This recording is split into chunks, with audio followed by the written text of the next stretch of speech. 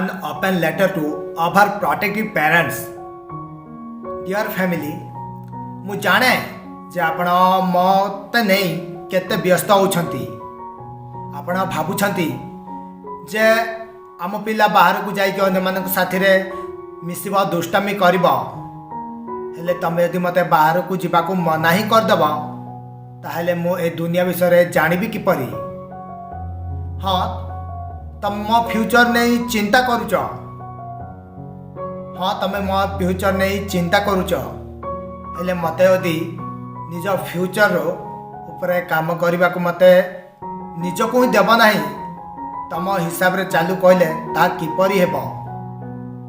ହଁ, ତମେ ପ୍ରୋଟେକ୍ଟିଭ ଅଛ ମୋତେ ନେଇ, କେଉଁଠି କିଛି ହେଇ ନ ଯାଉ। ଯଦି ତମେ ସବୁବେଳେ ଏହିପରି ଭାବିବ ମୋତେ ବଞ୍ଚାଇବା ପାଇଁ, ୟାର ମୁଁ ଶିଖିବି କେତେବେଳେ? କୁହନ୍ତି ନା, ଧକ୍କା ଖାଇଲେ ହିଁ ଜଣେ ଶିଖିବ, ସେଠାରୁ ଶିଖିବ, ଏହିପରି କୁହନ୍ତି ନା। ତ ମୋତେ ନା ପ୍ରୋଟେକ୍ଟ କରନି, ମୋତେ ବାହାରକୁ ଯିବାକୁ ଦିଅ, ଅନ୍ୟମାନଙ୍କ ସାଥିରେ ମିଶିବାକୁ ଦିଅ, ଦୁନିଆକୁ ଜାଣିବାକୁ ଦିଅ। ମୁଁ ଗୋଟେ ବାଘୁଣୀ ପରି ହେବାକୁ ଦିଅ ଆମକୁ। ଯଦି ବାହାରେ କିଛି ଭଲ କାମ କଲୁ, ସେତେବେଳେ ଲୋକ ଆସି ଆପଣଙ୍କୁ କୁହନ୍ତୁ, ଏହା ଆପଣଙ୍କ ପିଲା ବହୁତ ଶକ୍ତିଶାଳୀ, ବହୁତ ଚାଲାକ, ଏହିପରି କୁହନ୍ତୁ।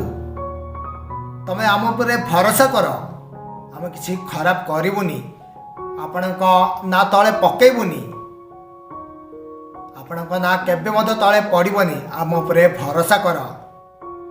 ବଟ୍ ଆମେ ଜାଣୁ ତମେ ଆମକୁ ନେଇ କେତେ ପ୍ରୋଟେକ୍ଟିଭ। ବଟ୍ ଥରେ ଆମକୁ ବି ଭରସା କର, ଆମକୁ ବି ଚାନ୍ସ ଦିଅ କିଛି କରିବା ପାଇଁ।